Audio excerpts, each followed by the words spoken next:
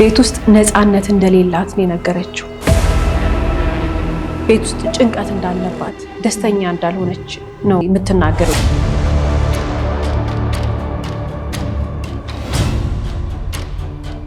ስታወራ ያዳምጣታል፣ ያስቃታል፣ ያጫውታታል። የጠረጠረው ነገር እንግዲህ እውነት ሆኖ ሲያገኘው ምን እንደሚፈጠር መገመት በጣም ከባድ ነው።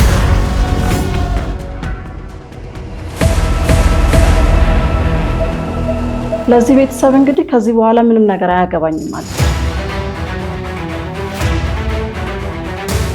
ይሄ ቤት እንደ እስር ቤት ነው።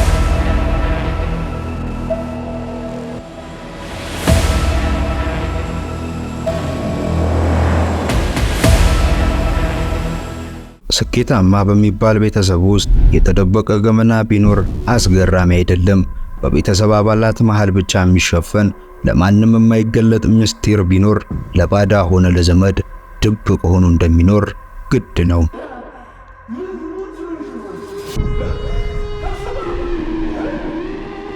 በዚህ ቤተሰብ ቤት በተዘጋ የብረት በር በተቆለፈ የእንጨት መዝጊያ በአግባቡ ተጸድተው ያልተከፈቱ የመስታወት መስኮቶች ውስጥ ጸጥ ያለ ኑሮ ይመራል። የ19 ዓመቷ ብሌን አንዷ ናት። በደንብ ተንከባክበው በጥብቅ ቁጥጥር ያሳደጓት ብርቅዬ አንድ ሴት በሩን ከፍታ ወደ ግቢ ስትወጣ ተዋጣዋት የምታገኘው ይህ አትክልተኛ አለ። ይህ ወጣት አፈሩን እየቆፈረ በእጅ እያስተካከለ ይንከባከባል፣ ውሃ ያጠጣል፣ ይከረክማል፣ ግቢውን በደንብ ያጸዳል። ነገር ግን ማንም በቤተሰብ አባላት አትክልተኛነቱን እንጂ ከዛ ባለፈ ትኩረት ተሰጥቶት አያውቅም። ብሌን ግን አይኗን ብቻ ሳይሆን ልቧን በሱ ላይ ያሳርፋለች። የሚገርመው ግን አንድም ሰው ከቤተሰብ የተጠራጠረ አልነበረም። ግንኙነታቸው በቃላት ብቻ የተጀመረ አልነበረም። ጅማሬው በአይን መተያየት ነበር። ብሌን አትክልቶች መሃል መታ ቆማ የሚሰራውን ታያለች። የእሷ ቆሞ ማየት እሱን ያስደስተዋል። በማዕከላቸው የተፈጠረው ፍቅር ያደገው እየተንከባከባቸው እንደሚያሳድጋቸው አበቦች ነው።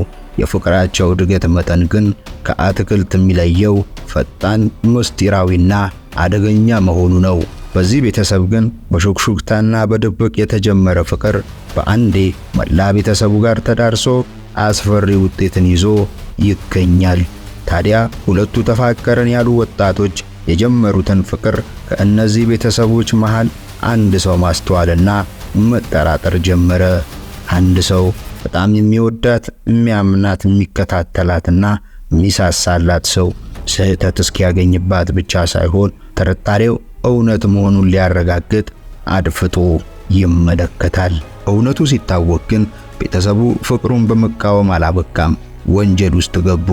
ቁጥቁጦ ባሳደጋቸው አትክልቶች ውስጥ ፍቅር ከብሌን ጋር የጀመረው ወጣት እዛው አትክልቶች ውስጥ ወንጀል ተፈጸመ።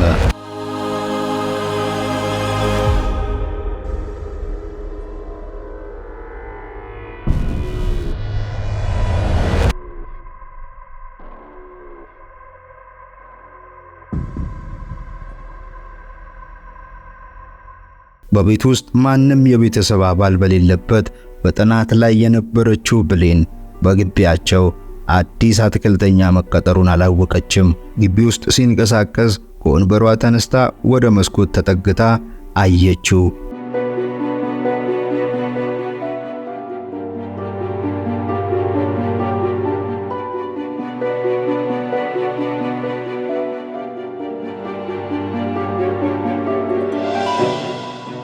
በደቂቃዎች ከተመለከተችው በኋላ የሚጠጣ ውሃ ይዛለት ሄዳ ተዋወቀችው።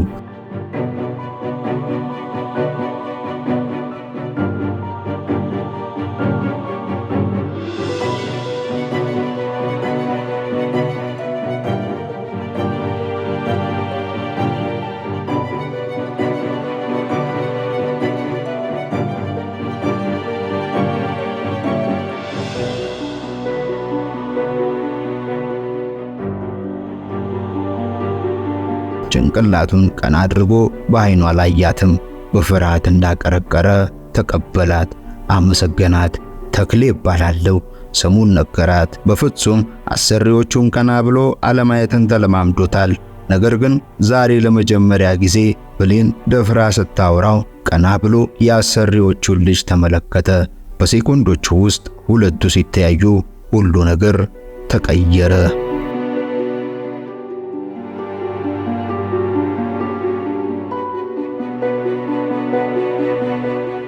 በቀጣዮቹ ቀናት በሳምንት 4 ጊዜ ወደ ቤታቸው የሚመጣውን ተክሌን በመጣ ቁጥር እየተከታተለች ታወራዋለች።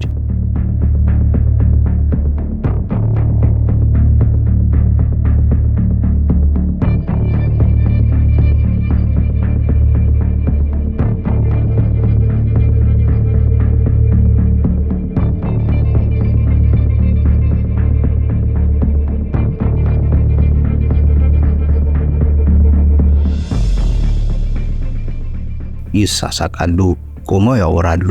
እያደረ ግን ከሌላ ሰው ጋር አውርታ ማታውቀውን የውስጧን ታወራዋለች።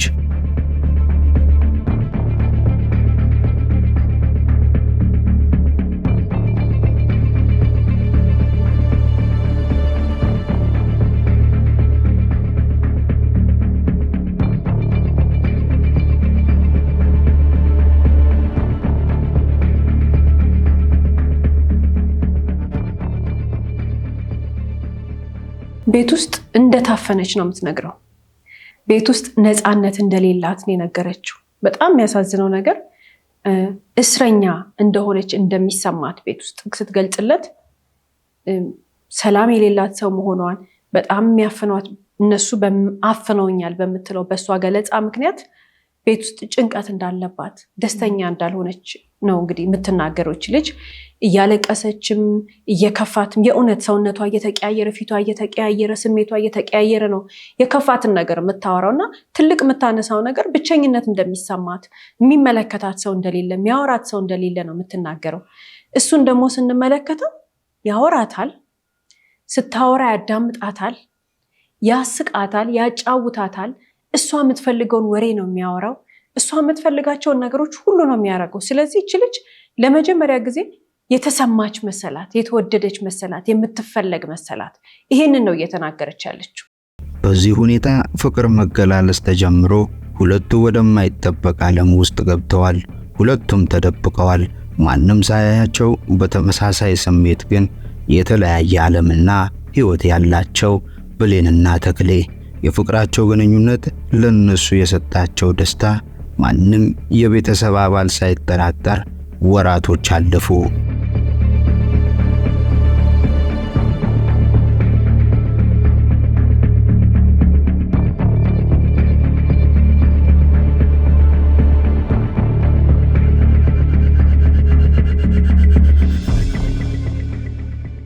ታላቅ ወንድም በእኛ ሀገር በጣም ትልቅ ቦታ ይሰጠዋል፣ ይከበራል።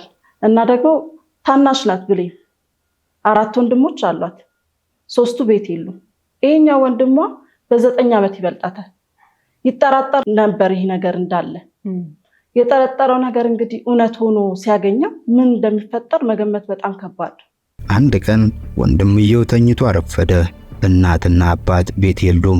ብሌን ወንድሟ ከሥራ ቀርቶ ተኝቶ እንዳረፈደ አላወቀችም። በጠዋት ሁሌ እንደሚያደርጉት ከእናትና ከአባታቸው ጋር በአንድ የቤት መኪናቸው የወጡ መስሏት ወደ ተክሌ ሄዳለች። ግቢ ውስጥ ናቸው። ወንድምየው ሲነሳ እህቱን ተጣራ። እሷ ግን በፍጹም አልሰማችውም። ታዲያ ምንም የከፋ ነገር አላሰበም።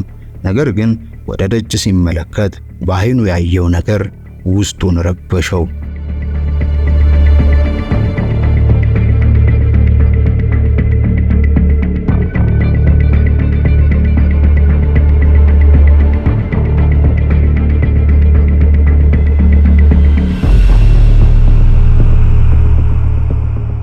ያየውን ማመን አቃተው።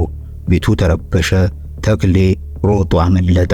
ታዲያ ሁላችንም ሰው ላይ የሚፈጸም የወንጀል ጥቃት በሽጉጥ በስለትና በሌሎች ቁሳቁሶች ይመስለናል። ነገር ግን ትልቁ ወንጀል በፍጹም ውሳኔ ነው። በንዴት ስሜት ውስጥ ሆኖ ወንድምየው ይህን ግንኙነት ለማስቆም ወንጀልን መጠንሰስ ጀመረ። ነገር ግን እናት አባቱ እቤት እስከሚመጡ ጠበቀ። ቀኑን ሙሉ ሲታዩ ብቻ ሳይሆን ሲመታትና ሲደበድባት ዋለ።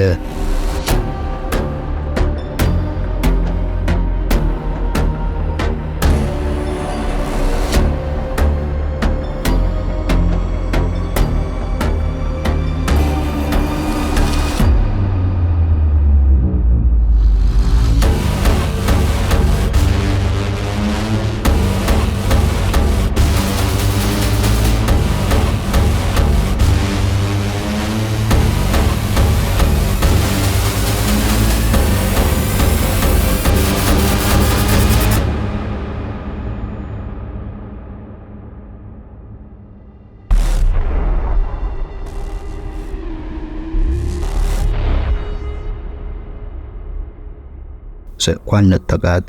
ቀን የነበረው ቁጣ ግን እናትና አባቷ ሲመጡ ለሶስት ሆነ።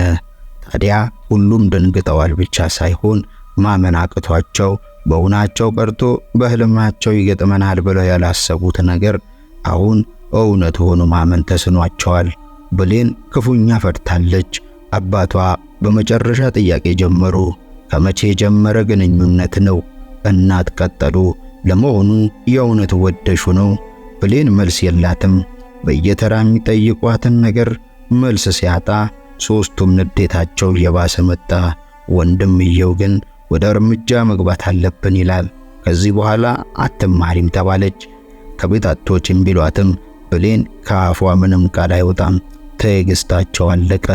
ወንድሟ ተነስቶ አነቃት። ዓላማሽ ምንድነው ብሎ አፈጠጠባት።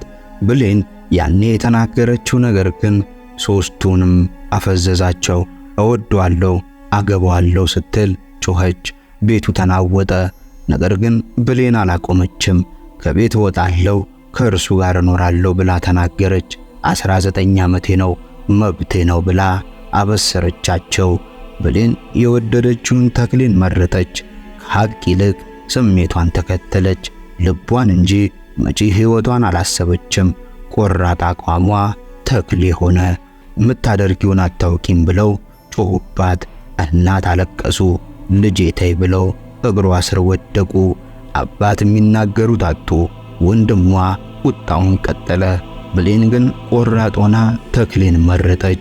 እስከ ዛሬ ቤተሰቦቿ ፈርታ ያደገችው የ19 ዓመቷ ብሌን አባቷ ማውራት እንድታቆም ቢለምኗት፣ እናቷ አልቅሰው ቢማጸኗት፣ ወንድሟ ቢጮህ ሁሉንም ለመስማት ዙሮ ለማዘን ልብ የላትም።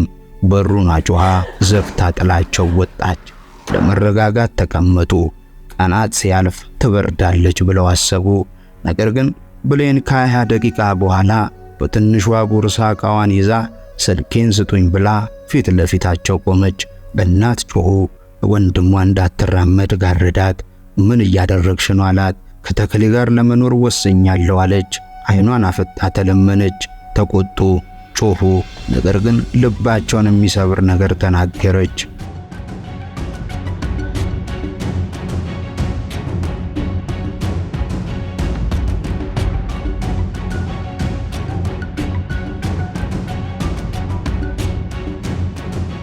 ከእናንተ በላይ እሱ ይወደኛል አለቻቸው።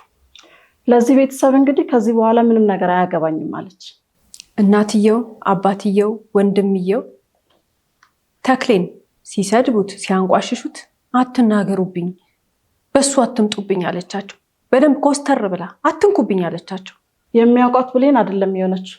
በቃ ሌላ ሰው ነው የሆነችው። ይሄ ቤት እንደ እስር ቤት ነው፣ ይሄ ቤት ታፍኜበታለሁ ብላ ቤቱን እንደምትጠላው ነገረቻቸው። እሱ ግን ነፃነቴ ነው አለች። በክርክሩ መሃል ወደ መኝታ ሄዳ ስትመለስ ፓስፖርቷን በእጇ ይዛ መጣች። ከእርሱ ጋር ከሀገር እወጣለሁ አለቻቸው። አሁን ሁሉም ማድረግ የሚችሉት ነገር እንደሌለ ተረዱ። ከቁጥጥራቸው ውጪ ናት። ወንድሟን ስልኬን ብላ አፈጠጠችበት። ተስፋ የቆረጡ እናቷ ስጣት አሉት። ተቀብላ ወደ በሩ ተጠጋች። ነገር ግን የድፍረቷ ጥግ ፊት ለፊታቸው ቆማ ለተክሌ ደውላ መንገድ ላይ ስትቀጥረው ሰሙ። እንደ ሌላ ጥፋት ቆጥረው በዝምታ አይተዋት። ነገር ግን ወንድሟ በውስጡ ያሰበውን የሚያውቀው እሱ ብቻ ነው። ከዛች ደቂቃ በኋላ ግን ተክሌን የመሰለው ለፍቅር ስትል ከቤተሰቧ የተለየች የተጣላች ነበር። ነገር ግን ከቤታቸው ተቻኩላ ወጣ ተቻኩላ የገባችው ግን ወደ እሱ እውነተኛ ህይወት ነበር። ቤቱ እንደገባች ግን ልቧ ደነገጠ። ቀኝና ግራውን ተመለከተች። የሚመቻት ቦታ በዓይኗ ፈለገች። የለም። ስሙን ጠርታ ቤት ይህ ነው አለችው። እያፈረ አዎ ብሎ ቤቷ ከዚህ በኋላ ይህ መሆኑን ነገራት። ቤቱ፣ መኝታው፣ ውሃ፣ ምግብ፣ ሁሉ ነገር ለሷ አስደንጋጭ ሆነ።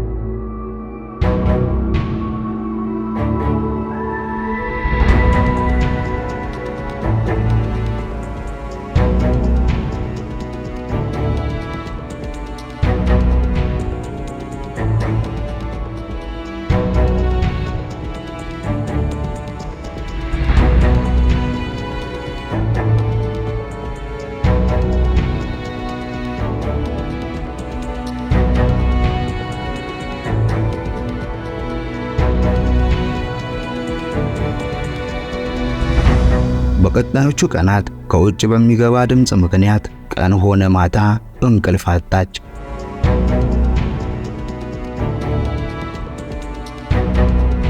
ከዛ በባሰ ምግብ ማብሰል አለማመዳት። ማብሰል ግዴታዋ ሆነ። እሱ ለአትክልት ሥራ ጠዋት ይወጣል። ብቻዋን በዚህ ክፍል ትውላለች። ከግቢው ውስጥ ያሉ ሌሎች ነዋሪዎች ጋር መግባባት ከበዳት። ምክንያቱም እያዩአት ሲንሾካሸኩ ደነገጠች። በተጨማሪ ከጎረቤት ጋር እንዳታወሪ መጥፎ ናቸው ብሎ አስፈራራት። ከሳምንታት በኋላ ግን ተደብቃ ማልቀስ ጀመረች።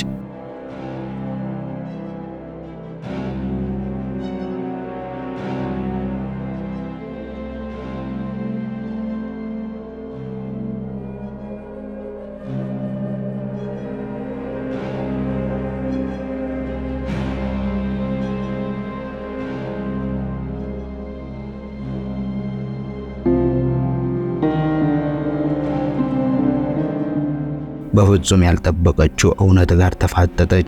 ለፍቅር ብላ ከቤተሰቧ ተጣልታ ግን ከእውነተኛ ሕይወት ውጣ ውረድ ጋር መጣላት ሳይሆን መስማማት አቃታት። ሮጣ ወደ ፍቅር ሳይሆን ሮጣ አይታ ወደማታውቀው የኑሮ ችግር ውስጥ ገባች። ፍርሃት ወረሳት። ምቾቷን አጣች። እኖራለሁ ብላ ልታስበው ቀርቶ አይታ ወደማታውቀው ማንነት ተነከረች። ተክሌ የእሷ ስቃይ አልታየውም። ትለምጇለሽ በርቺ ብሎ እያጽናናት ነው። በሌላ በኩል የተክሌ ሆነ የልጃቸው አድራሻ የተሰወረባቸው ቤተሰቦቿ ልጃችን ጠፋች ብለው ወደ ሕግ ቦታ ቢሄዱም 19 ዓመት የሞላት ልጅ ፈልጋ መሄዷ ግልጽ ሆነ። ለምን? ፖሊስ ደውሎ ሲጠራት በሙሉ ልብ ከዛ ቤት በፈቃዷ መውጣቷን ተናገረች። ከዛ በኋላ ቤተሰቦቿ እንዳያገኟት ተደብቃ ሰንብታለች። ተክሌ ሲቀጥሩት ተያዥ የለውም። ያገኘው ራሱ ወንድሟ ነው። ከየት? ከመንገድ ላይ።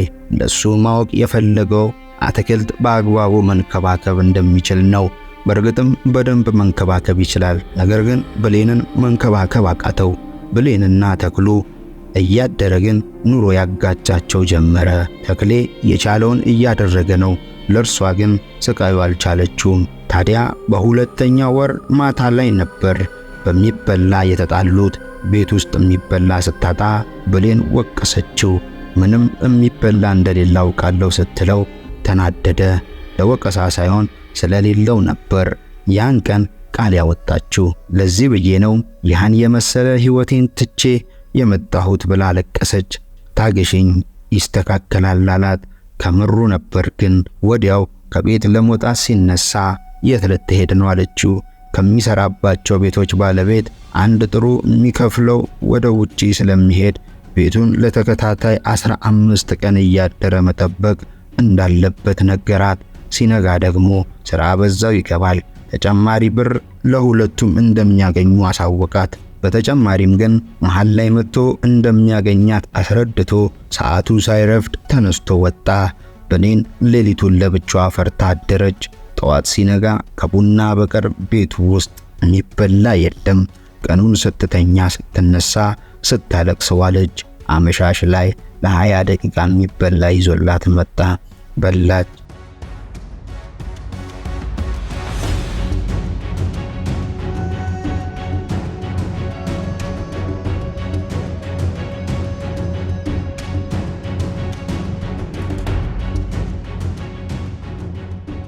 ነገር ግን አንዲት ቃል ሳትተነፈስ አኩርፋው ተመልሶ ሄደ። በዚህ ሁኔታ 4 ቀን ካለፈ በኋላ ግን ወንድሟ ጋር ደውላ መጥቶ እንዲወስዳት ጠየቀችው።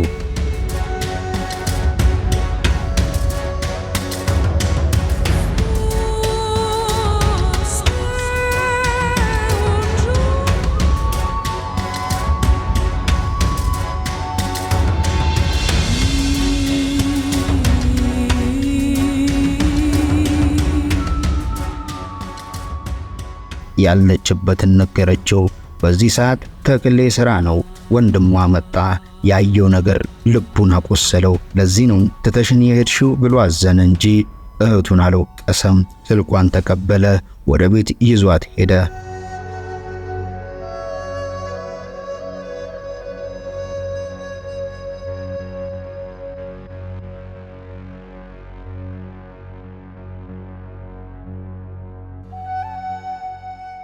ቤተሰቡ በፍቅር ተቀበላት።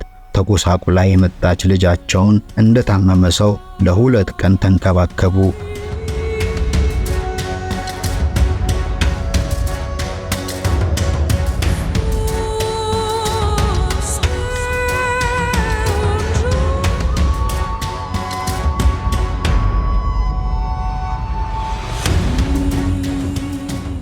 በሁለተኛው ቀን ማታ ተክሌ ሚስቴን አምጡ ብሎ መጣ። ላናግራት አሰጧት ብሎ ተከራከራቸው። ወንድነቱ የተደፈረው ወንድሟ አጠገቡ የቆመችው ብሌን ይቅርታ ወደ አንተ አልመለሰም የሚለው ንግግሯ አናደደው። ተክሌ ሁሉንም ሰው ሳይሆን ብሌንን ብቻ ባለበት ቆሞ ይለምናታል። ሊያሳምናት ይችላል ብሎ ያሰበው አባቷ ተክሌን ውጣ ከግቢው ቢለው ሊቀበለው አልቻለም።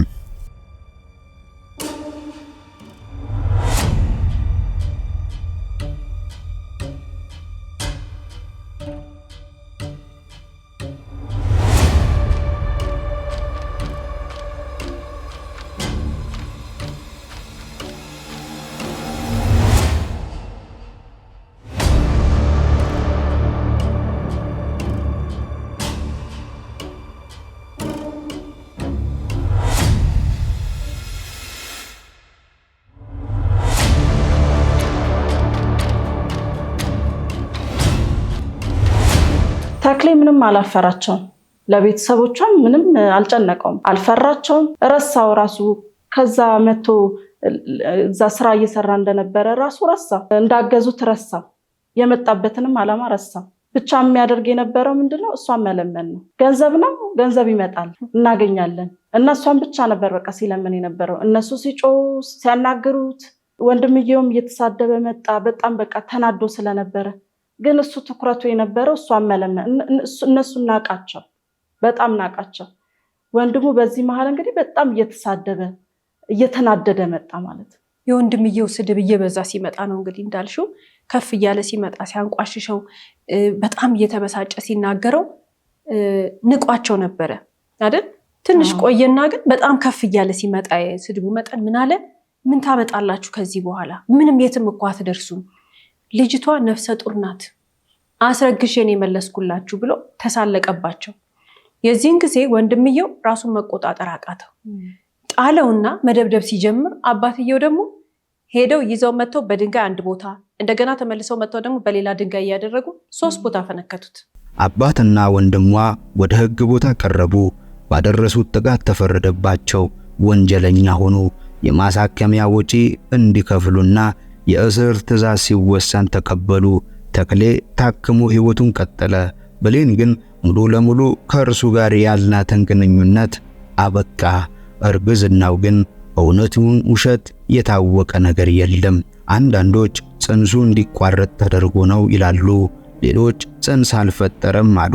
ብሌን ግን ከ9 ወር በኋላ ከአገር ቤተሰቦቿ አስወጧት። የዛሬ ባል ታሪኮቻችን ተመልክተን የምናነሳቸው በርካታ ሀሳቦች ይኖሩናል። እንደ ቤተሰብ በጣም የሚያሳዝን ታሪክ ነው የገጠማቸው። ማንም ወላጅ ቢሆን እንደዚህ አይነት አጋጣሚ ይደርስብኛል ብሎ አያስብም። ይሄ ድህነትን መናቅ ወይንም ደግሞ ይሄ ወጣት ልጅ ገንዘብ ስለሌለው የመናቅ የምናምን ጉዳይ አይደለም። ገንዘብ የሌለው ሰው አይዋደድም ወይ ማለት አይደለም። ወይንም ከአንድ ሀብት የመጣ ሰው ሌላ ባለ ሀብት ነው ወይ የሚያገባው የሚል ሀሳብ አይደለም። ትልቁ የምንመለከተው ከዚህ ታሪክ ውስጥ እነዚህን ሰዎች የእሷን ቤተሰቦችም ወይንም ሌሎችም እንዲህ አይነት ሪሌሽንሽፖች እንዲህ አይነት የፍቅር ግንኙነቶችን የሚቃወሙ ሰዎችን ተመልክተን ስለነሱ ሀሳብ ከመስጠታችን በፊት ወይንም ከዛ ታሪክ ከመማራችን በፊት መጀመሪያ መረዳት ያለብን ነገር ያንን ታሪክ ወይንም እችል ልጅ ብሌንን የኔ ልጅ ብትሆን ኖሮ ይሄን ግለሰብ አግብታ እንድትኖር እፈቅድላት ነበር ወይ ብለን እናስብ። የኔ ልጅ ብትሆን ኖሮ ብለን ነው ከዛ በኋላ ሀሳብ መስጠት የምንችለው እንጂ ዝም ብለን ከመሬት ተነስተን።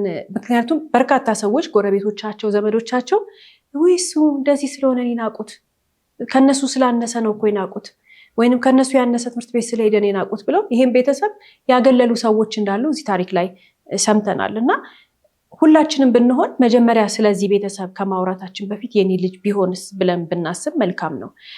ይሄ ቤተሰብ ይሄን ወጣት ባይቀበለው ባይፈልገው ምንም ልንፈርድበት አንችልም። ምክንያቱም ማንም ሰው ማንም ወላጅ ከልጁ አጠገብ እንዲሆን የሚፈልገው የትዳር አጋሩ ከልጁ ጋር ቢያንስ እኩል ወይንም የበላይ የሚሆን ነው እንጂ ማንም ሰው በተለይ የአይምሮ ብስለት መጠን ኢሞሽናሊ አለ አይደለ የዛ ሰው ያለው ማቹሪቲ በጣም ማተር ያደርጋል። ለምንድነው ታዲያ ያላቻ ጋብቻ ሲባል እኮ በእድሜ ብቻ አይደለም፣ አቻዋ አይደለም። በቃ እሷ የተማረችበት የትምህርት ደረጃ፣ እሷ ያለችበት አስተዳደግ ምናምን ሁሉ በጣም ነው ልዩነት ያለው። ያ ልዩነት ቤተሰቦቿ ባይቀበሉት እኔ አይገርመኝም ወይንም አይገርመንም። ልጆቻችን ከማን ጋር የፍቅር ግንኙነት እንደሚጀምሩ የኛ ማሰብ ወይንም ደግሞ የኛ መጨነቅ እንደወላጅ ልክ ነው።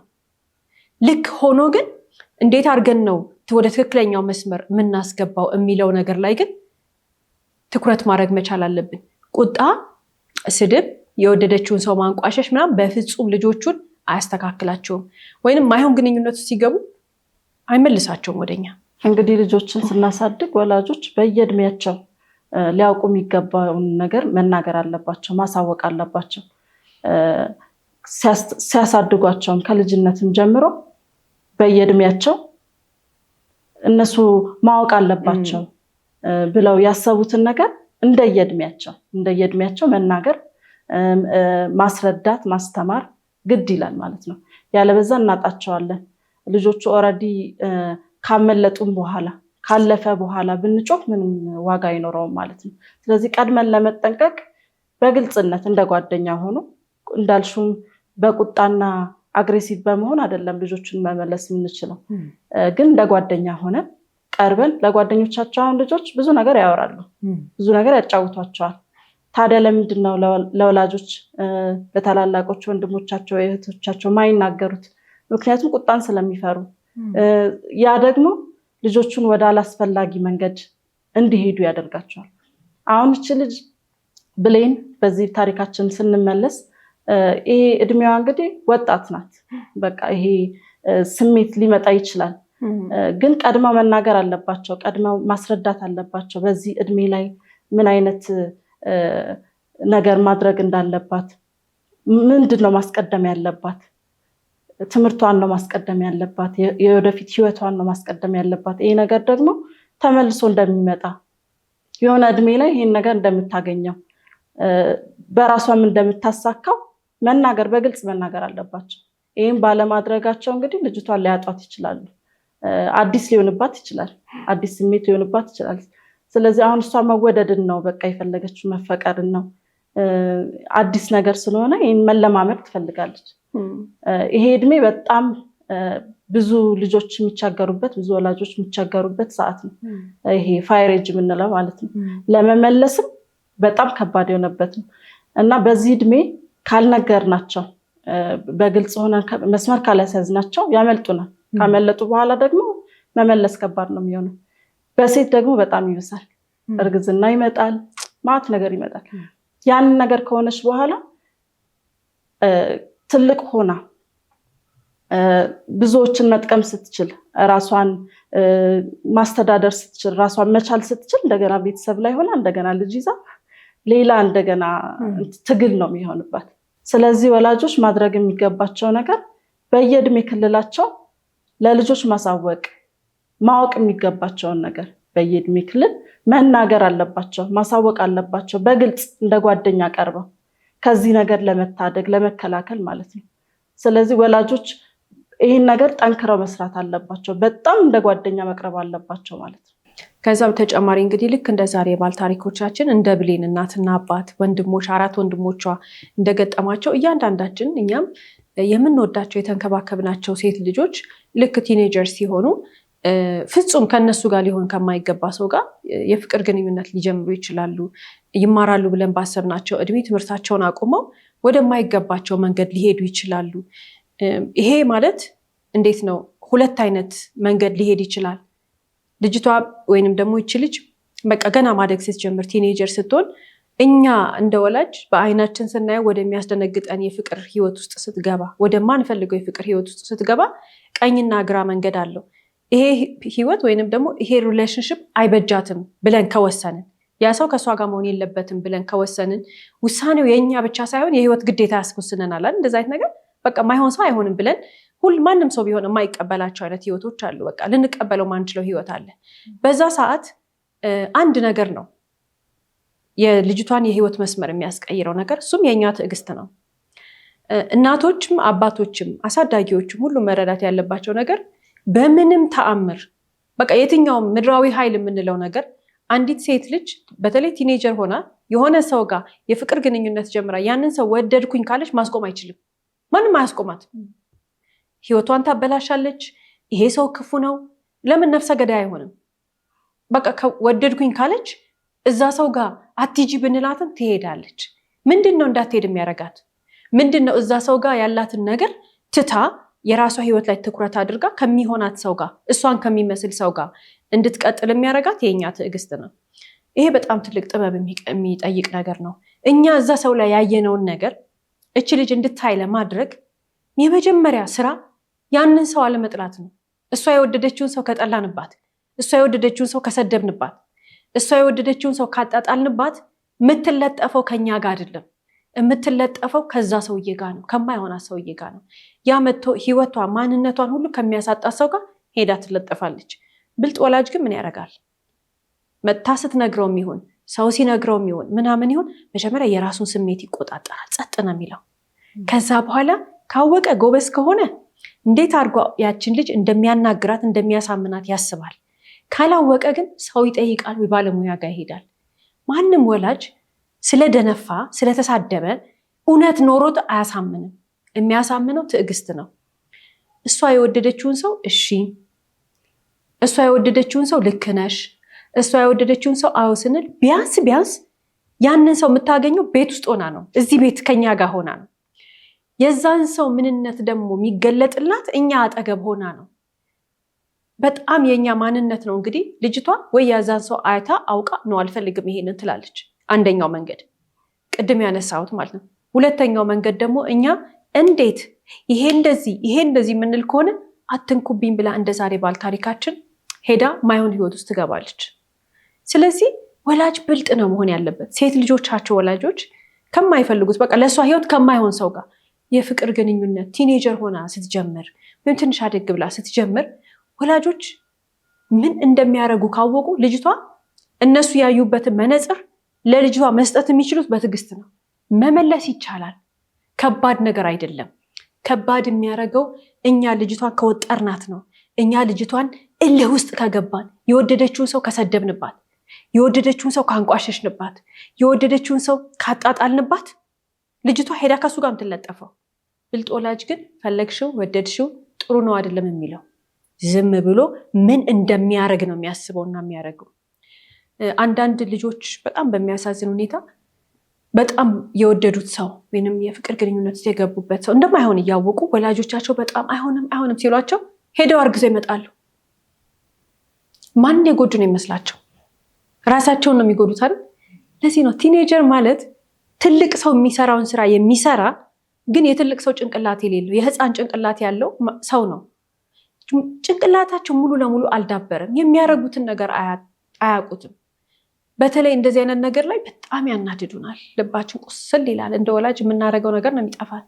በቃ ለዚህ ባልተፈጠርኩ እስከምንል ድረስ የሚያናድደን እንዴት ይናደዳሉ። ግን ወላጅ ተስፋ መቁረጥ አይፈቀድለትም። ወላጅ መናደድ አይፈቀድለትም። ቢናደድም ንዴቱ ዋጥ ነው የሚያደርገው። ወላጅ በምንም አይነት ተአምር ከመሞከር ወደኋላ አይልም። አንደበታችንን እንሰብስብ። ቁጣ ሁላችንም እንቆጣለን፣ ልንሳደብም እንችላለን። ግን ብልጥ መሆን አለብን። እንዲህ አይነት ነገር ላይ በቃ እኛ ከተቆጣናቸው፣ እኛ ካጣጣልናቸው፣ እኛ ማይሆን ነገር ካደረግናቸው ግራ ነው የሚሆነው መንገዱ። በጣም መጠንቀቅ መቻል አለብን። እንዲህ አይነት ሰው ማንንም ሴት ልጅ በቲኔጀር ሆና ከእሷ ጋር የፍቅር ግንኙነት የጀመረ ሰው እች ልጅ ከቤት አስወጣት። እች ልጅ ባልተደላደለ ሁኔታ ልጅ እንድትወልድ አያደርጋት። ባልተደላደለ ሁኔታ የትልቅ ሰው ህይወት ትምህርት አስቆሞ ምናምን ስራ እንድትሰራ አያደርጋት የሚወዳት ወንድ። ይሄንን ግን መገንዘብ የምትችለው ስታድግ ነው፣ ጭንቅላቷ ሲዳብር ነው። አሁን ህፃን ናት።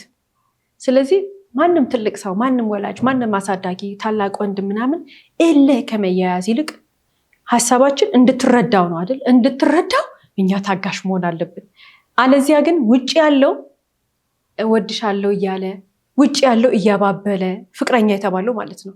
ውጭ ያለው ውሸት እየተናገረ እኛ እውነት ይዘን ግን እየጮህን እየተቆጣን እየተማታን እያስፈራራን የትም ምንም አናመጣም። አሸንፎን የሚሄደው ያኛው ሰው ነው። ወላጆች ሴት ልጆቻቸው እንግዲህ ሰው ወደው ሊሄዱ ይችላሉ፣ ጓደኛ ወደው ሊሄዱ ይችላሉ፣ እስከ መጨረሻ ያዛለቀኛል ያዋጣኛል ብለው ሊሄዱ ይችላሉ።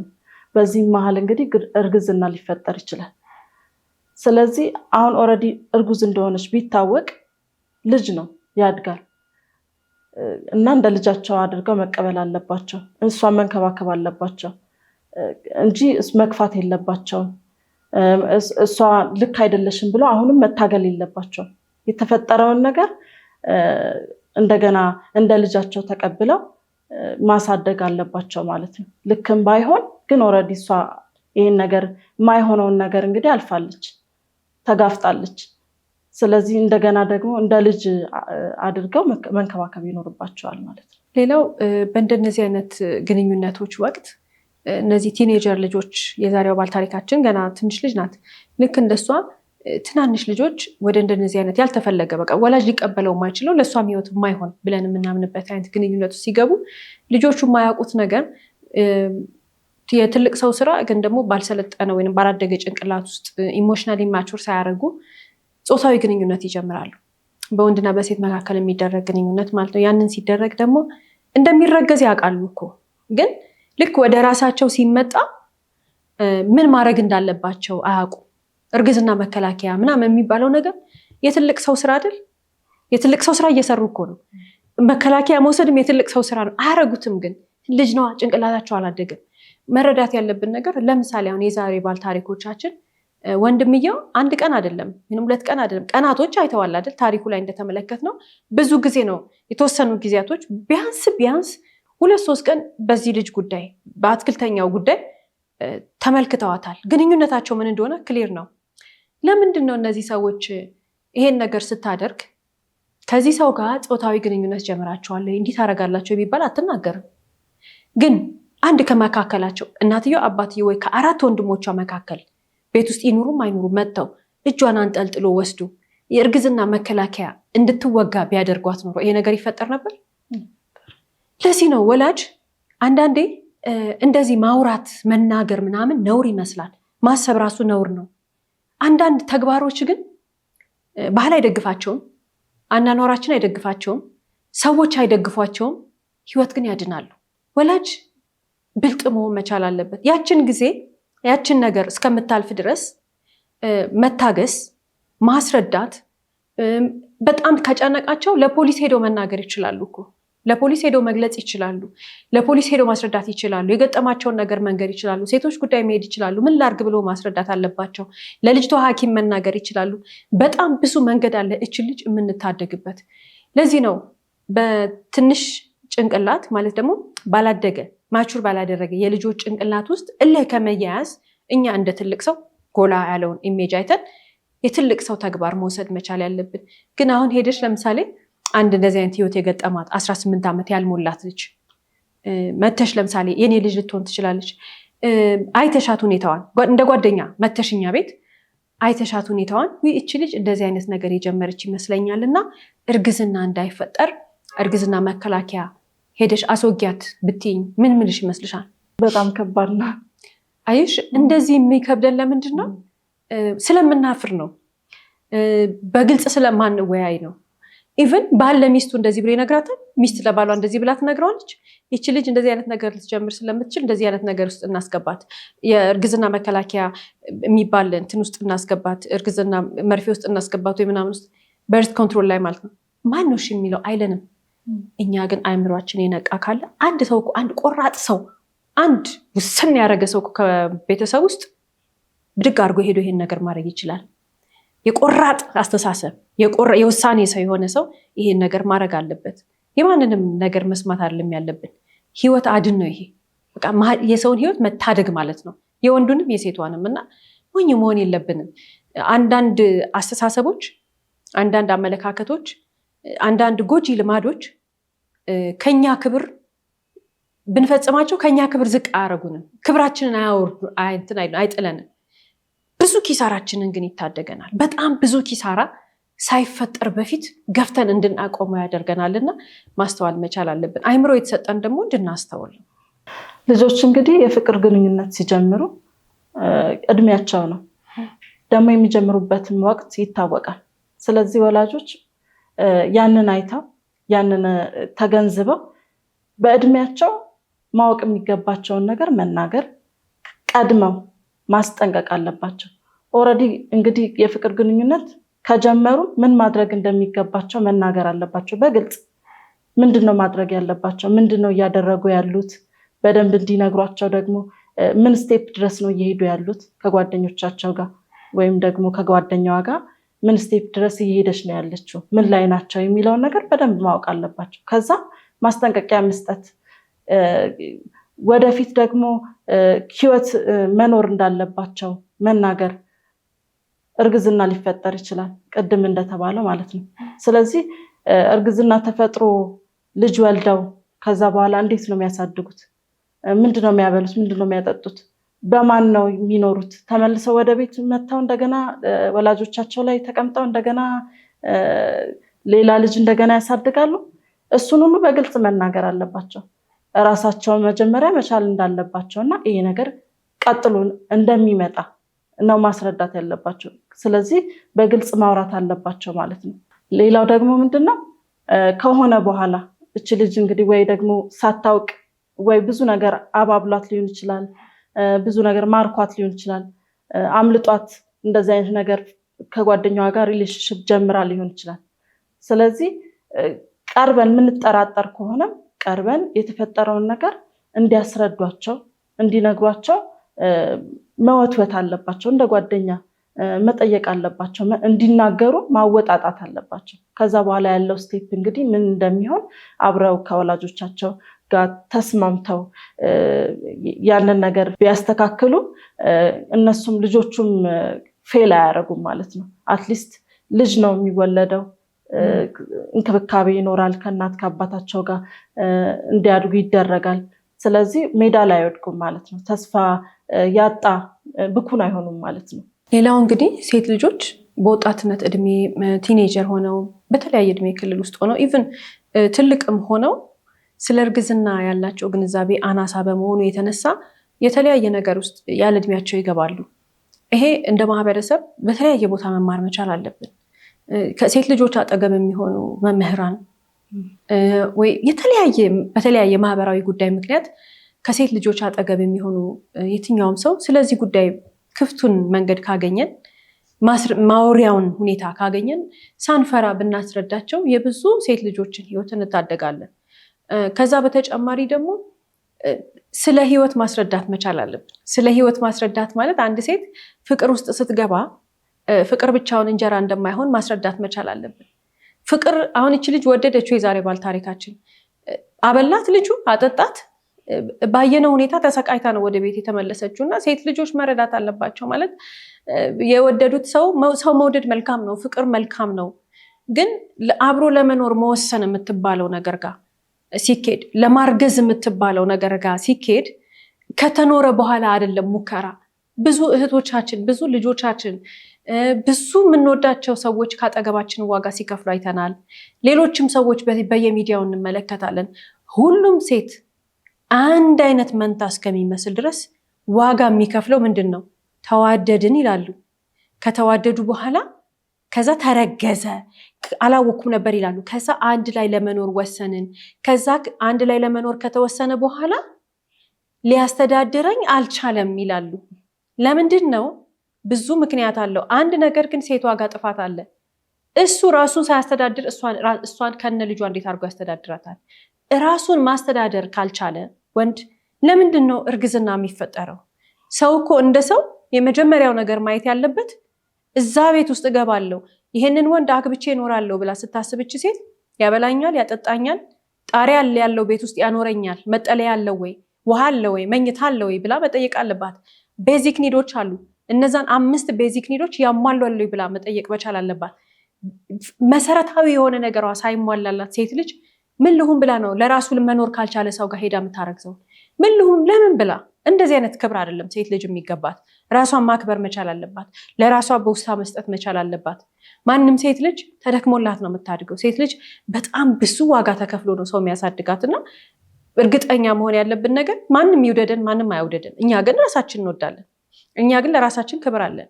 ለዚህ ነው ሴቶች ልጆች በጣም ብዙ ዋጋ ይሄ አዙሪት መቼ ነው የሚቆመው እስከምንል እያንዳንዷ ህይወቷ ማይሆን መስመር ውስጥ የገባችን ሴት ብንመለከታት ቁጭ አድርገን ብንጠይቃት መቼ ነው የህይወት አቅጣጫሽ ወደ ግራ የሄደው? መቼ ነው መስመርሽን የሳትሽው ብንላት፣ ኢቨን ሱስ ውስጥ የገቡ እህቶቻችንን ብንጠይቃቸው፣ ጎዳና ላይ ያሉ እህቶቻችንን ብንጠይቃቸው፣ ደስተኛ ያልሆኑ እህቶቻችንን ብንጠይቃቸው አንድ ራሱን ማስተዳደር የማይችል ወንድ ጋር የፍቅር ግንኙነት ጀምረው ነው። ሞኝ መሆን የለባቸውም ሴቶች እህቶቻችን። አሁንም ደግመን ማለት የምንፈልገው ነገር አለ። ራሱን ያላስተዳደረ ሰርቶ ራሱን ያልገነባ በትምህርት ይሁን በሙያ ለራሱ ያልሆነ ሰው ቁልቁል ወደ ቁልቁለት ይዟት ይሄዳል።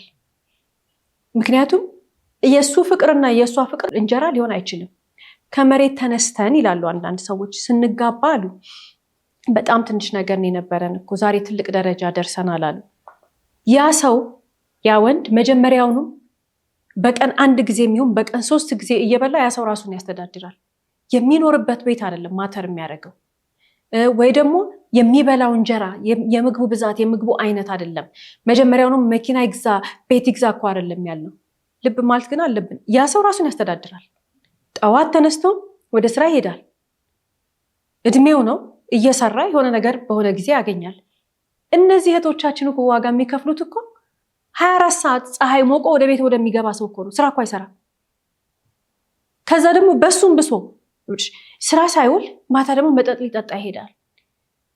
ከዚህ ሰውዬ እንዴት ፍቅር ይይዛታል ሴት ልጅ? እንዴት ፍቅር ሲያዘኝ ብላ ታስባለች?